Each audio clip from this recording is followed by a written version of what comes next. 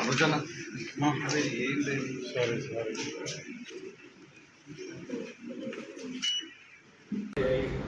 ఒక 1.5 year 2 years నుంచి ఈ హౌస్ బ్రేకింగ్ స్టార్ట్ చేశారు.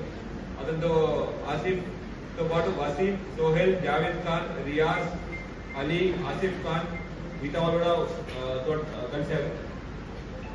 వీళ్ళందరూ నిజామాబాద్, నిర్మల్, కామారెడ్డి తర్వాత హైదరాబాద్ ఏరియాలో ఈ హౌస్ బ్రేకింగ్ అటెంప్ట్స్ చేస్తూ ఉండేవాళ్ళు. ఇప్పటిదాకా 24 కేసులు వాళ్ళ మీద రిజిస్టర్ అయినాయి. అయితే ఈ 24 కేసులు డిఫరెంట్ పోలీస్ స్టేషన్ డిఫరెంట్ ఏరియాలో రిజిస్టర్ అవుతా ఉండేవి. వీళ్ళు దొంగతనం చేసి ఒక ఇల్లుని ఐడెంటిఫై చేసి దొంగతనం చేసి తీసుకొచ్చి ఆ డబ్బుల్ని షేక్ వసీం అనే అతనికి ఇచ్చేవాళ్ళు. బంగారాన్ని షేక్ వసీం అనే అతనికి ఇచ్చేవారు. ఈ షేక్ వసీం అనే అతను మోహన్ మల్కాపూర్ వాస్తవ్యుడు. ఇతనికి ఇస్తే ఈ మోహన్ అనే అతను ఆ బంగారాన్ని ఖరీదు పెట్టుకుని డబ్బులు ఇచ్చేవాడు. అట్లా ఈ దొంగలించిన ప్రాపర్టీని డిస్పోజ్ ఆఫ్ చేసేవాడు. ఇప్పటిదాకా మనం మొహమ్మద్ ఆమిర్ని, మొహమ్మద్ అబ్దుల్ ఆసిఫ్ని, షేక్ వసీంని, రియాజ్ని, జావేద్ ఖాన్, షేక్ సోహెల్, మొహమ్మద్ ఆసిఫ్, మాలత్ మోహన్ 8 మంది మనకు పట్టుకోవడం జరిగింది.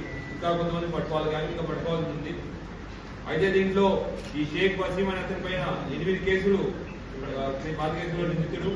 మీర్పేట్ పోలీస్ స్టేషన్ లో ఇతని పైన పీడీఆర్ కూడా పెట్టడం జరిగింది. పీడీఆర్కి జైలుకి వెళ్ళి మళ్ళీ బయటకు వచ్చాడు.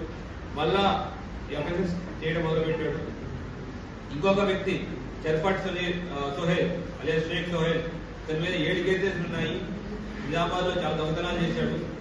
మొహమ్మద్ అమీర్ అనే అతని పైన 21 కేసెస్ ఉన్నాయి. మన నిజామాబాద్ ఏరియా తర్వాత కామారెడ్డి, నిర్మల్, హైదరాబాద్ ఏరియాలో దొంగతనాలు రిలేటెడ్ కేసెస్ ఉన్నాయి.